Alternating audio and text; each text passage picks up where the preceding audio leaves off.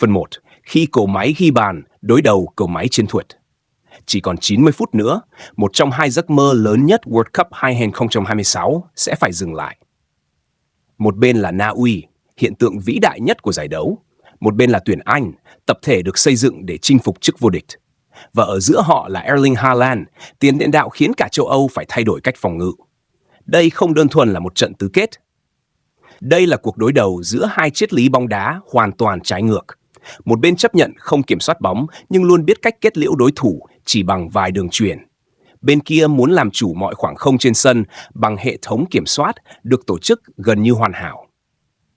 Nếu nhìn sâu hơn vào bản đồ chiến thuật, trận đấu này không phải là Haaland đối đầu Harry Kane, cũng không chỉ là Martin Odegaard so tài Jude Bellingham.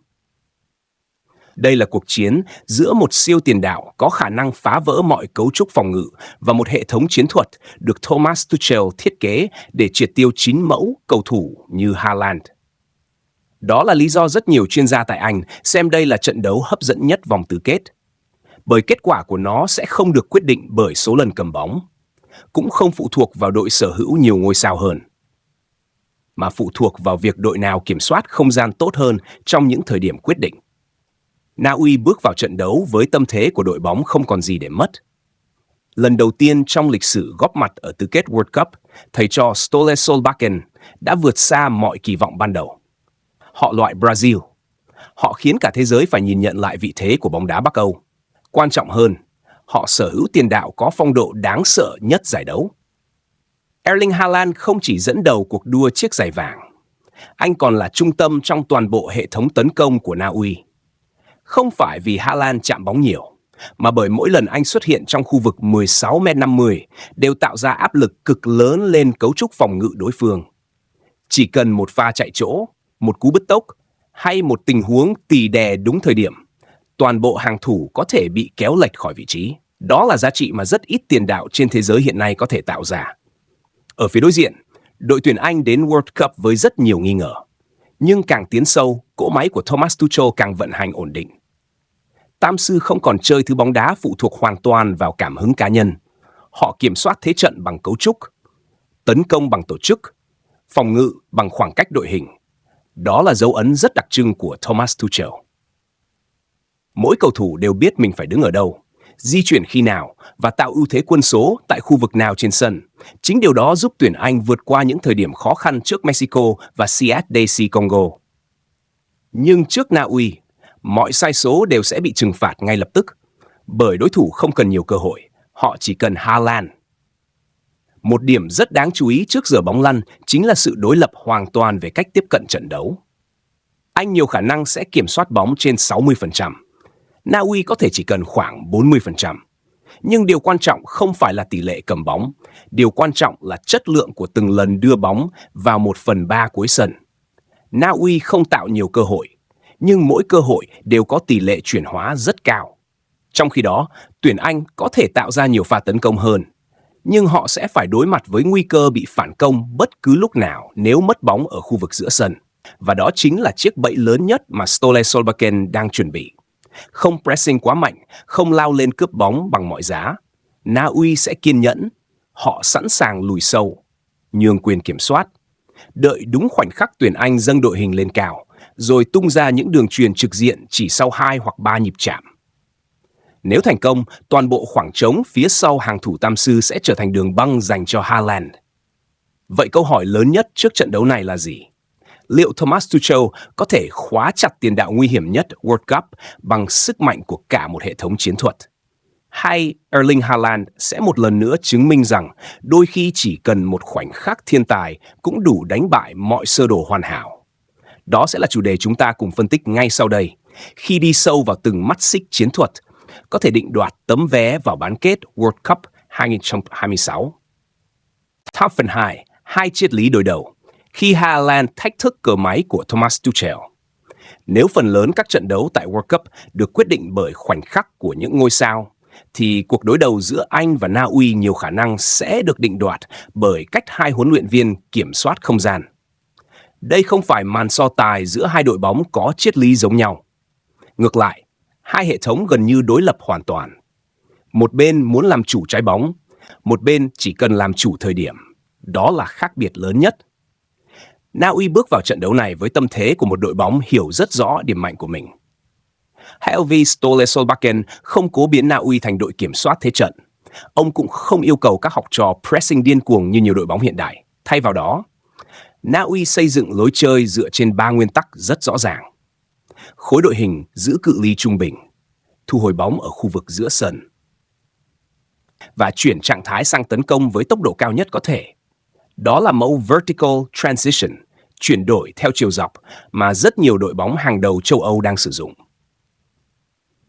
Ngay khi đoạt lại bóng, Na Uy không chuyền ngang để giảm nhịp, không tổ chức lại đội hình, không kéo dài thời gian kiểm soát. Đường chuyền đầu tiên gần như luôn hướng về phía trước. Điều đó giúp đối thủ không có đủ thời gian tái lập cấu trúc phòng ngự. Nhân tố quan trọng nhất trong toàn bộ hệ thống ấy không phải Haaland, mà là Martin Ødegaard. Đội trưởng Na Uy chính là bộ xử lý trung tâm của mọi pha phản công. Anh thường xuất hiện trong khoảng trống giữa hàng tiền vệ và hàng phòng ngự đối phương. Đó cũng là khu vực mà giới chiến thuật gọi là pocket space. Chỉ cần nhận bóng và xoay người thành công. Ødegaard gần như luôn có 2 phương án ngay lập tức. Một đường chuyền xuyên tuyến cho Haaland, hoặc mở bóng sang biên để kéo giãn hàng thủ. Chính khả năng ra quyết định cực nhanh của tiền vệ Arsenal khiến hệ thống phản công của Na Uy trở nên nguy hiểm. Không cần nhiều đường chuyền, nhưng luôn rất trực diện. Ở phía bên kia, Thomas Tuchel lại tiếp cận trận đấu theo cách hoàn toàn khác. Nhiều khả năng tuyển Anh vẫn duy trì cấu trúc build-up 3-2 khi triển khai bóng. Một hậu vệ biên bó vào trong để tạo thành hàng 3. Declan Rice lùi thấp. Tiền vệ còn lại giữ vị trí cân bằng. Phía trên, Jude Bellingham được trao quyền di chuyển tự do. Đây là hệ thống giúp tuyển Anh đã tạo ưu thế quân số ở trung tuyến ngay từ giai đoạn triển khai. Mục tiêu không chỉ là kiểm soát bóng, mà còn kiểm soát hướng pressing của đối thủ. Nếu Na Uy dâng cao, anh sẽ khai thác khoảng trống phía sau. Nếu Na Uy lùi sâu, Tam Sư sẽ kiên nhẫn luôn chuyển bóng cho đến khi tìm thấy khe hở. Đó là triết lý đặc trưng của Thomas Tuchel. Không tấn công bằng cảm hứng.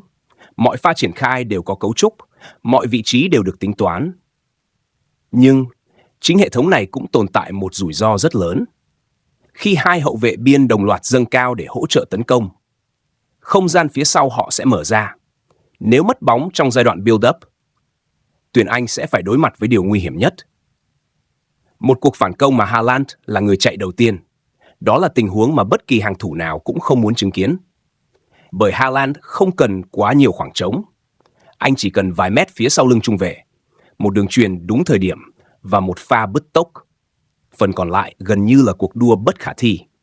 Đó cũng là lý do cuộc đấu cá nhân đáng xem nhất trận này không phải Kane với Haaland, mà là Haaland đối đầu trực tiếp John Stones và Mark Guehi. Đây sẽ là bài kiểm tra cực đại dành cho 2 trung vệ tuyển Anh. Nếu Stones chủ động lao lên theo Haaland, khoảng trống phía sau sẽ xuất hiện.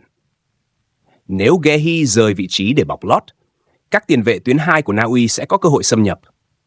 Ngược lại, nếu cả hai giữ được cự ly đội hình hợp lý và không bị cuốn theo những pha di chuyển của Haaland, Na Uy sẽ rất khó tạo ra các pha phản công chất lượng. Nhưng câu chuyện không chỉ dừng lại ở Haaland. Thomas Tuchel hiểu rất rõ rằng muốn vô hiệu hóa tiền đạo Manchester City, trước tiên phải cắt nguồn cung cấp bóng. Điều đó đồng nghĩa với việc Jude Bellingham và Declan Rice sẽ phải gây áp lực liên tục lên Ødegaard. Không cho tiền vệ này đủ thời gian quan sát, không cho anh xoay người, không cho phép thực hiện những đường chuyền xuyên tuyến. Nếu làm được điều đó, sức mạnh phản công của Na Uy sẽ giảm đi đáng kể. Đó sẽ là cuộc chiến âm thầm nhưng có thể quyết định toàn bộ cục diện trận đấu. Bởi trong bóng đá hiện đại, người tạo ra đường chuyền quyết định đôi khi còn quan trọng không kém người ghi bàn. Và khi một hệ thống kiểm soát đối đầu với một hệ thống phản công được tổ chức bài bản, mọi ánh mắt sẽ đổ dồn về những chi tiết nhỏ nhất. Chỉ một khoảng trống xuất hiện giữa 2 tuyến, chỉ một lần pressing chậm nửa nhịp, hay chỉ một pha xử lý thiếu chính xác ở khu vực giữa sân. Tất cả đều có thể trở thành điểm khởi đầu cho bàn thắng quyết định của trận tứ kết này. Top phần 3. Giải mã bản đồ chiến thuật, cuộc chiến không gian sẽ quyết định tấm vé bán kết. Nếu chỉ nhìn vào tỷ lệ kiểm soát bóng, nhiều người sẽ nghĩ tuyển Anh là đội nắm lợi thế. Nhưng dưới góc nhìn chiến thuật hiện đại, Quyền kiểm soát bóng chưa bao giờ đồng nghĩa với quyền kiểm soát trận đấu. Điều quyết định nằm ở chỗ, đội nào kiểm soát được không gian có giá trị cao. Đó là lý do trận đấu này xứng đáng được phân tích dưới góc nhìn Football GS Mapping, bản đồ hóa toàn bộ chuyển động của hai đội trên mặt sân. Khi anh triển khai bóng, Thomas Tuchel nhiều khả năng vẫn giữ nguyên cấu trúc 3-2 build-up. Hai trung vệ mở rộng, một hậu vệ biên bó vào trong tạo thành hàng ba. Declan Rice và tiền vệ còn lại đứng ngay phía trước như hai điểm trung chuyển. Cấu trúc này tạo ra rất nhiều tam giác chuyền bóng, mục tiêu không chỉ để giữ bóng, mà còn nhằm kéo khối phòng ngự của Na Uy liên tục dịch chuyển. Tuchel muốn đối phương phải chạy, không phải chạy để cướp bóng, mà chạy để mất cự ly đội hình. Khi khoảng cách giữa các tuyến bắt đầu giãn ra, Jude Bellingham sẽ xuất hiện. Đó là quân bài chiến thuật quan trọng nhất. Không giống một số 10 truyền thống, Bellingham liên tục đổi vị trí giữa trung lộ, hành lang trong và khu vực sau lưng tiền vệ phòng ngự đối phương. Chính sự cơ động ấy khiến việc theo kèm anh gần như bất khả thi. Nếu tiền vệ Na Uy dâng lên áp sát, khoảng trống phía sau sẽ mở ra. Nếu họ đứng yên giữ vị trí, Bellingham sẽ có thời gian nhận bóng và xoay người. Đó chính là bài toán mà Solbakken phải giải. Ở chiều ngược lại, Na Uy không có ý định tranh chấp quyền kiểm soát bóng, họ chấp nhận lùi về với khối đội hình mid-block. Khoảng cách giữa các tuyến luôn được duy trì rất chặt, khoảng 10 đến 12 mét. Mục tiêu là đóng kín khu vực trung lộ. Buộc tuyển Anh phải đưa bóng ra biên. Đây là một chi tiết rất quan trọng, bởi thống kê ở các giải đấu lớn cho thấy phần lớn những cơ hội có chất lượng cao đều xuất phát từ khu vực trung tâm trước vòng cấm. Trong phân tích chiến thuật, khu vực ấy được gọi là Zone 14. Đó là tọa độ vàng để tạo ra các đường chuyền quyết định hoặc những cú dứt điểm nguy hiểm. Nếu tuyển Anh khai thác được Zone 14, Na Uy sẽ gặp rất nhiều khó khăn. Ngược lại, nếu Solbakken khóa được khu vực này, anh sẽ buộc phải tấn công từ hai cánh, và khi đó, chất lượng cơ hội sẽ giảm xuống đáng kể. Một điểm nóng khác chính là high half space. Đây là khoảng không gian nằm giữa trung lộ và hành lang biên. Các đội bóng hiện đại coi đây là khu vực tạo đột biến lớn nhất. Tây Ban Nha sử dụng half space để kiểm soát bóng. Manchester City dùng half space để phá vỡ cấu trúc phòng ngự. Còn Na Uy, họ tận dụng half space để mở ra những đường chuyền xuyên tuyến dành cho Haaland. Martin Odegaard thường xuyên lùi xuống nhận bóng ở half space bên phải, sau đó xoay người chỉ trong 1 hoặc 2 nhịp chạm. Nếu tuyển Anh không gây áp lực đủ nhanh, đường chuyền hướng thẳng lên phía trước sẽ xuất hiện. Đó chính là pressing trigger mà Na Uy luôn chờ đợi. Họ không phản công một cách ngẫu nhiên, họ phản công ngay khi đối thủ để lộ cấu trúc. Đặc biệt là thời điểm hai hậu vệ biên của Anh cùng dâng cao. Khoảng trống phía sau họ sẽ trở thành hành lang tăng tốc của Haaland. Đây là lý do Thomas Tuchel nhiều khả năng sẽ yêu cầu Declan Rice giữ vị trí thấp hơn bình thường. Rice không chỉ có nhiệm vụ thu hồi bóng, anh còn đóng vai trò như một lá chắn không gian. Mỗi khi anh mất bóng, Rice phải lập tức cắt đường chuyền đầu tiên hướng tới Odegaard. Nếu chặn được đường chuyền ấy, Na Uy sẽ buộc phải triển khai lại từ đầu. Nếu không, toàn bộ hàng thủ Anh sẽ phải lùi về trong trạng thái bị động. Một chi tiết khác rất đáng chú ý là khả năng counter-pressing của Tam Sư. Ngay sau khi mất bóng, tuyển Anh sẽ cố gắng gây áp lực trong khoảng 5 giây đầu tiên. Đây là giai đoạn đối phương chưa ổn định vị trí. Nếu đoạt bóng lại thành công, họ sẽ duy trì được quyền kiểm soát. Nếu thất bại, Na Uy sẽ có khoảng trống lý tưởng để phản công. Đó là lý do 5 giây đầu tiên sau mỗi lần chuyển đổi trạng thái có thể quyết định cả trận đấu. Dưới góc nhìn dữ liệu, tuyển Anh nhiều khả năng sẽ vượt trội về tỷ lệ kiểm soát bóng, số đường chuyền thành công, số lần đưa bóng vào 1/3 cuối sân, thời lượng kiểm soát ở khu vực giữa sân. Nhưng Na Uy lại có thể vượt trội ở những chỉ số phản ánh chất lượng cơ hội. Ít pha phản công hơn, nhưng tốc độ chuyển trạng thái nhanh hơn. Khoảng cách từ điểm đoạt bóng đến khung thành đối phương ngắn hơn.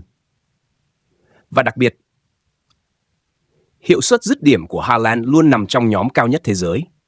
Điều đó có nghĩa là tuyển Anh có thể tạo ra nhiều tấn công hơn. Nhưng Na Uy chỉ cần 1 hoặc 2 cơ hội rõ ràng để thay đổi cục diện. Đó là khác biệt giữa bóng đá kiểm soát và bóng đá hiệu quả. Và cũng là lý do cuộc đối đầu này không nên được đánh giá bằng tỷ lệ cầm bóng hay số cú sút. tấm vé vào bán kết rất có thể sẽ thuộc về đội kiểm soát tốt hơn. Bản đồ không gian chiến thuật hạn chế sai lầm ở Zone 14, làm chủ các half space và giành chiến thắng trong những khoảnh khắc chuyển đổi trạng thái. Nơi chỉ một đường chuyền của Odegaard hay một pha bứt tốc của Haaland cũng đủ làm thay đổi lịch sử World Cup 2026. Tower phần 4. Dự báo cục diện, ai sẽ kiểm soát không gian, người đó sẽ giành chiến thắng. Sau tất cả những gì đã phân tích, có thể khẳng định một điều. Đây không phải trận đấu được quyết định bởi số lượng cơ hội tạo ra. Đây là trận đấu được quyết định bởi chất lượng của từng khoảnh khắc. Một sai lầm trong khâu triển khai bóng, một đường chuyền thiếu chính xác ở trung lộ, hay chỉ một tình huống mất cự ly phòng ngự kéo dài vài giây. Tất cả đều có thể trở thành điểm khởi đầu cho bàn thắng quyết định. Nếu tuyển Anh là đội mở tỷ số trước, Thomas Tuchel gần như chắc chắn sẽ thay đổi cách vận hành hệ thống. Tam sư sẽ không còn pressing với cường độ quá cao. Họ sẽ giảm nhịp trận đấu, gia tăng thời lượng kiểm soát bóng. Buộc Na Uy phải dâng đội hình lên tìm bàn gỡ. Khi đó, khoảng trống phía sau hàng tiền vệ Na Uy sẽ ngày càng lớn. Đó sẽ là thời điểm Jude Bellingham phát huy giá trị lớn nhất. Khả năng di chuyển không bóng, xâm nhập khoảng trống và kết nối với Harry Kane sẽ giúp tuyển Anh tạo ra nhiều cơ hội nguy hiểm hơn. Đồng thời, những cầu thủ chạy cánh như Bukayo Saka hay Phil Foden sẽ có nhiều không gian hơn để thực hiện các tình huống 1 đối 1. Nếu Anh dẫn trước, khả năng kiểm soát thế trận của họ sẽ tăng lên đáng kể. Nhưng nếu Na Uy ghi bàn trước, toàn bộ bản đồ chiến thuật sẽ thay đổi. Ståle Solbakken sẽ càng có lý do để kéo đội hình xuống thấp hơn. Khối mid block rất có thể sẽ chuyển thành low block. Mọi khoảng trống ở trung lộ sẽ bị thu hẹp tối đa. Na Uy sẽ nhường gần như toàn bộ quyền kiểm soát bóng cho tam sư. Đổi lại, họ sẽ sở hữu điều mình mong muốn nhất. Khoảng trống phía sau hàng thủ Anh, mỗi lần tuyển Anh đẩy đội hình lên, Haaland sẽ lập tức trở thành mũi lao đầu tiên. Chỉ cần Odegaard thực hiện thành công một đường chuyền xuyên tuyến, toàn bộ hệ thống phòng ngự của Anh sẽ phải quay về trong trạng thái rượt đuổi. Đó chính là kịch bản mà Solbakken đang hướng đến. Một khả năng khác cũng rất đáng chú ý. Nếu tỷ số vẫn là 0-0 sau khoảng 60 hoặc 70 phút, áp lực tâm lý sẽ chuyển hoàn toàn sang tuyển Anh. Tam sư là đội được đánh giá cao hơn, họ buộc phải tạo khác biệt. Điều đó đồng nghĩa với việc các hậu vệ biên sẽ dâng cao hơn. Khoảng cách đội hình cũng sẽ giãn ra. Đó lại là môi trường lý tưởng cho những pha phản công sở trường của Na Uy. Đây là trận đấu mà yếu tố thể lực cũng đóng vai trò rất lớn. Na Uy không tiêu tốn quá nhiều năng lượng cho việc pressing liên tục. Họ lựa chọn thời điểm. Trong khi tuyển Anh phải duy trì cường độ kiểm soát bóng suốt cả trận. Nếu không thể chuyển hóa ưu thế thành bàn thắng sớm, áp lực sẽ ngày càng lớn theo thời gian. Dưới góc nhìn chiến thuật, tuyển Anh vẫn là đội có nhiều phương án triển khai bóng hơn.